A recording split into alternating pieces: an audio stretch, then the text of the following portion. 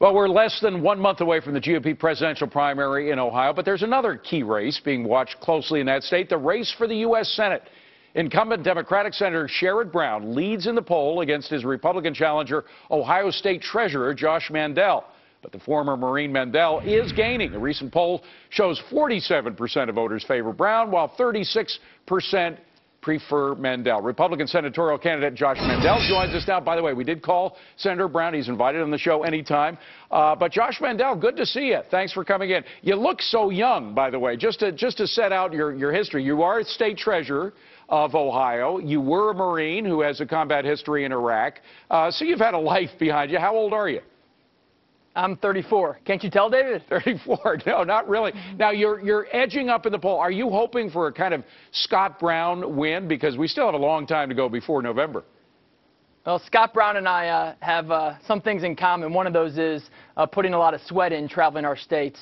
When I first ran for the legislature, I was in a district that was 2-to-1 Democrat to Republican. About half of the district at the congressional level was represented by Dennis Kucinich. And a lot of people did not think I had a shot to win this thing. I went out there and knocked on approximately 19,679 doors, wore out three pairs of shoes, and did it the old-fashioned way. And then when I ran for state treasurer, a lot of people said we couldn't get elected there either. People said, hey, this is too tough. You can't travel the whole state and be elected statewide. You look so young. You're this, you're that. And then other people said, Josh, the guy you're running against is an incumbent. The last time an incumbent treasurer had been knocked off in a general election was 1958. We're just not sure this thing is possible. Well, you got to ask Scott Brown. We were the top vote getter in the state. You know what you got to do is ask Scott Brown to donate his pickup truck to you for your campaign. You got to stop wearing out the shoe leather. Yeah, it's shoe leather and it's tire rubber, so we leave it all in the field. All right, let's talk about what interests the voters right now, because it is that broad middle. Whether it's presidential election or your election, it's who's going to get the independents. Now, 2008, the state went for Obama, but 2010, overwhelmingly in that midterm, they went Republican. Are they sticking with Republicans? Are they happy with what Republicans gave them? Well, I think there's some things that the Republicans done they're happy about, and there's other things that they might want. What are they happy about that Republicans have done? One is fiscal responsibility. I'll give you an example from our office. When I came into the treasurer's office, it was an ethics nightmare, but also it was a fiscal nightmare. They were spending a bunch of money on tote bags and plastic piggy banks and a lot of things that people don't want their tax money spent on. We have cut the budget $1.2 million over the next biennium. We took $400,000 that we inherited from the previous treasurer. We sent it back to the General Revenue Fund for the taxpayers, said, you know what, we don't need this.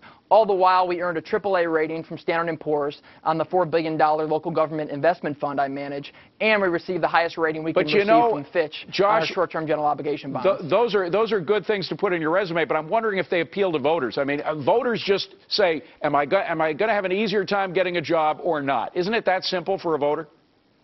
Jobs is the most important issue. I agree with that. I mean, people want to see, especially independent voters, they want to see fiscal responsibility. They want to see fiscal conservatism. But you are correct. What they want to see more than anything is leaders who can rise above partisan politics to create an environment for job creation. And that's one of the things that I know I have a record of doing in the state of Ohio, rising above partisan politics to move the ball down the field economically. I come from a district, when I was in legislature, as I mentioned, that had twice as many Democrats as Republicans. So the only way to get things done was to work across party lines. And I was able to maintain my principles, my fiscally conservative principles, but also do it in a bipartisan way without being a finger wagger or a finger poker.